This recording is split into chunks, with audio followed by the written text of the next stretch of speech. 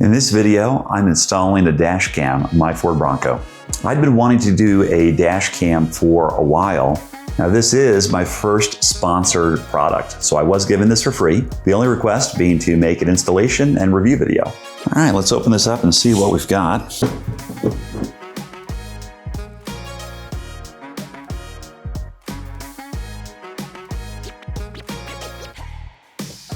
All right, this is sweet. So this really comes with everything you need. We've got the main forward-facing camera here. What's interesting about the Mangoal dash cams is they're really designed to blend right in with the factory kind of mirror assembly. So it looks like it should be pretty low key once we get that installed. They also, this is awesome, it comes with really everything you need. There's the SD card, there's a little trim removal tool here. It's got a little GPS module here, presumably to know the location and speed. And then the rear camera, I was originally thinking it was actually built into this and was just like an inward facing one. But this actually can go all the way in the back, and it's got plenty of length to run it. So yeah, looks like a pretty full setup. I'm glad it comes with an SD card because I thought I was gonna have to run to the store. So yeah, it seems to be everything that we need. The instructions here, this looks pretty good. So yeah, let's go ahead and move on to the install and then we'll see how this thing goes. All right, so we're gonna go ahead and install this. What's cool about the Mangoal dash cam is that it's really subtle. It looks factory how it's gonna just go ahead and replace this cover that goes behind the rain sensor. So I'm gonna go ahead and pop this guy off with the trim tool that they provided, which always looks easy on camera. There it is. Okay. All right. So this factory plastic is replaced by this housing. And the way it works is this little Y splitter takes the power from the rain sensor. So it's pretty plug and play for the front camera. And the back one will be as well. I'll just have to go ahead and run the lead back around to the trunk. What we'll need to do is just disconnect this rain sensor, which comes out super easy. Just a little clip on the top. And this guy will go in. It's kind of nice that they put foam on these to make sure it doesn't make any noises flopping around inside of here. And then this guy will go back in.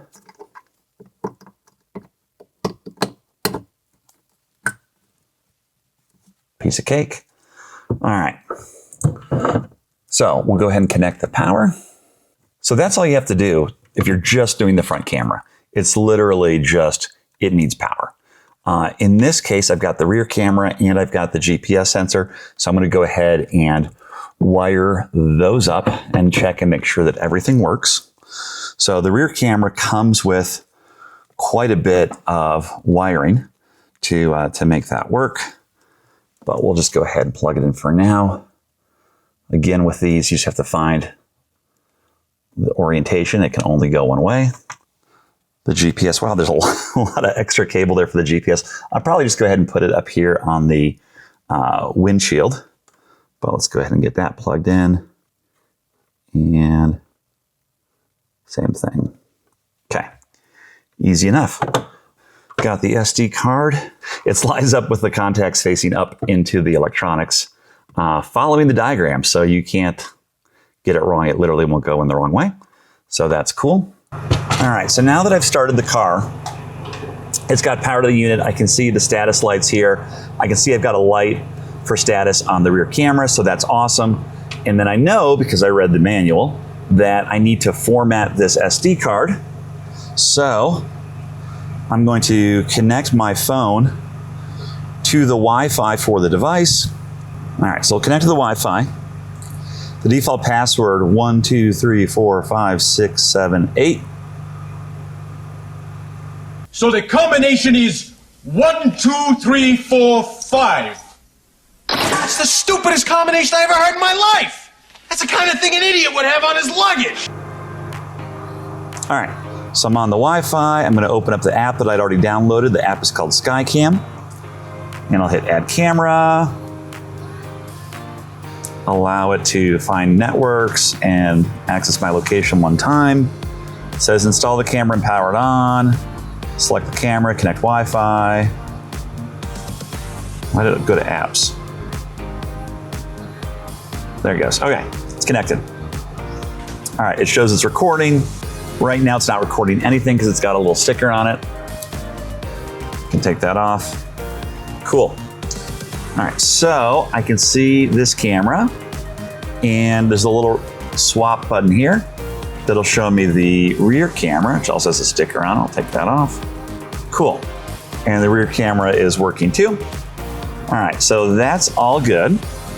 All right, now I need to go to camera settings because I need to format that memory card.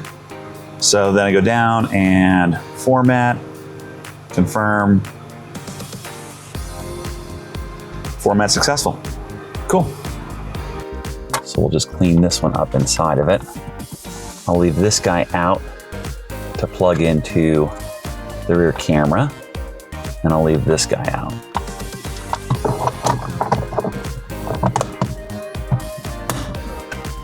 Okay, that's pretty tidy. These come out just fine. Cool. Other than the wires that I still have to hide and connect, that's super clean. It's really quick. You would never know that that's there unless you're specifically looking for it. And certainly, let's look at it from the outside and see. Yeah, looks really clean. I like that. Okay, so I think what I'm gonna do is go ahead and run the line for this along the driver's side, in part because the passenger side panel back here, I've already taken off a number of times to run wiring for my air compressor and lights, and I feel like I've popped that panel on and off enough that I don't want to deal with it. So I'm gonna go ahead and do the driver's side here, and there should be more than enough length of cable for that. There's already a few wires over here for the defroster on this side, so I want to go ahead and have the wire for this camera follow that same thing. But the first thing I got to do before I stick it on here, I got to clean this window because it's filthy from off-roading. All right. So I was looking at where I want to go ahead and mount this on here. I don't want this little sticker to be too close to the heat in the defroster. And I also, with the Bronco Raptor, because I've got such a large spare tire, there's not a ton of visibility back here. So I didn't want to put it right in the middle. I might try and go over on the side here, but before I do that, I need to see if the hinges will get in the way if I put the camera right here, or I take the sticker off and put it here. So what I'm gonna do, since it's Wi-Fi enabled, I'm gonna go ahead, I just went ahead and plugged in the wiring on this, so I can actually go ahead and take a look at the image before I commit to where I'm gonna place it. So that's what I'm gonna do right now.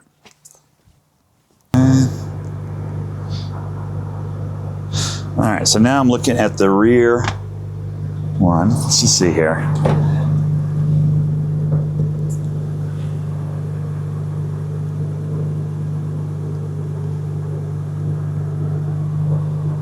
Oh yeah. So I'm just gonna hit this one last time to make sure it's super clean right here, where I'm gonna mount it.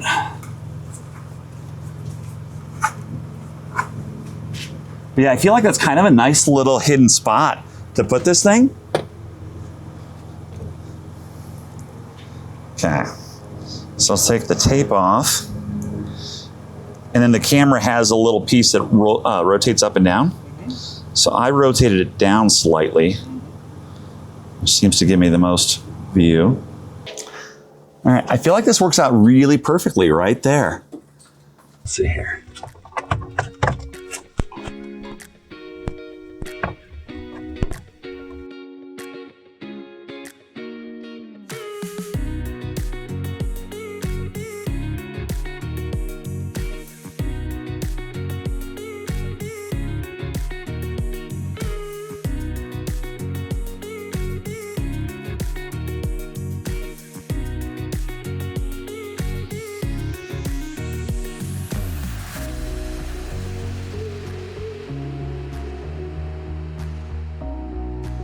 So I've decided I'm going to go ahead and mount the GPS receiver right behind the rear view mirror. I won't see it as a driver, and that should be the easiest way to hide this wiring. So let's see if there's enough room behind here to go ahead and tuck all that wiring. Otherwise, I will do something different. I feel like it's up there. All right. That ought to do it. I'll just come and stick that around the other side. Sweet. Install's done, pretty easy. The hardest part is really just hiding the wires to get the rear camera in. The front camera is super quick. So really happy with the fit and finish. I like how it looks very OEM. Now all that's left is to drive this for a little while and check and see what the footage looks like.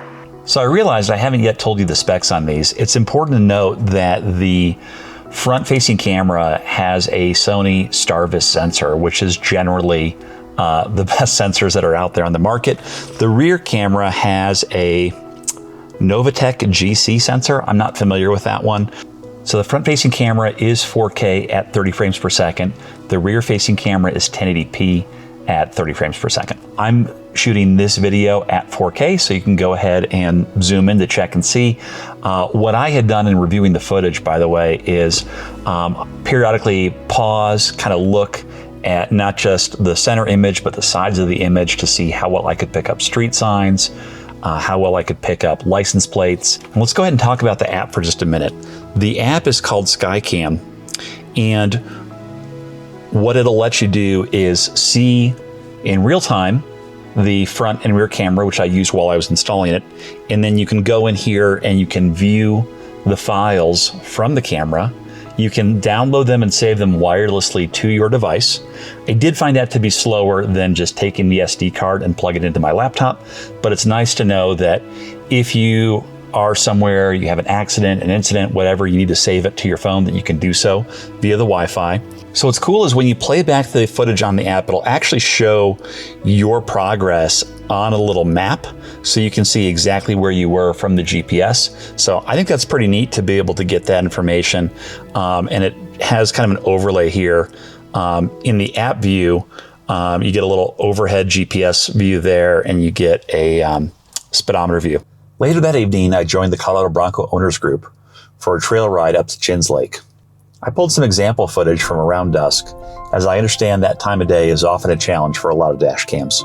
There's a huge difference in the dynamic range between the bright sky and the shadows in the foreground. Overall, I'm pretty impressed with the quality of the camera. I'm showing you some examples of both the best and the worst footage that came out of the camera, so you can see how it does in different situations.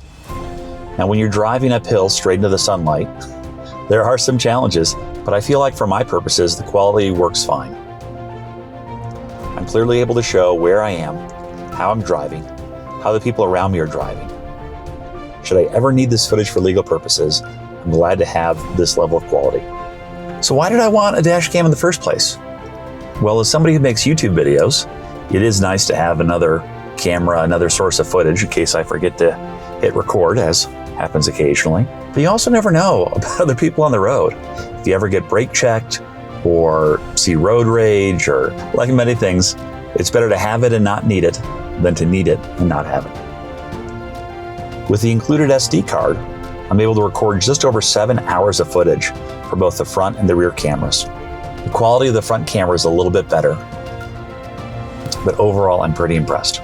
The speedometer and GPS functionality has been working pretty well, even though I installed mine against the windshield. They recommend it to be installed with the dash facing up. Now, I did find a couple videos where the GPS data didn't show up immediately after I'd started the car, but I did find that it caught up soon thereafter. Lastly, there's a question of audio quality. You can judge for yourself, as the audio you're hearing right now is directly from the Dashcam. That's it for this review of the Mangoal Dashcam. I found the install to be pretty easy, the quality is pretty good, and I like the fact that it's really subtle. I hope I don't ever need it, but I'm glad that I've got it. Thanks for watching. Please like and subscribe, and check out this video here that YouTube thinks you'll like.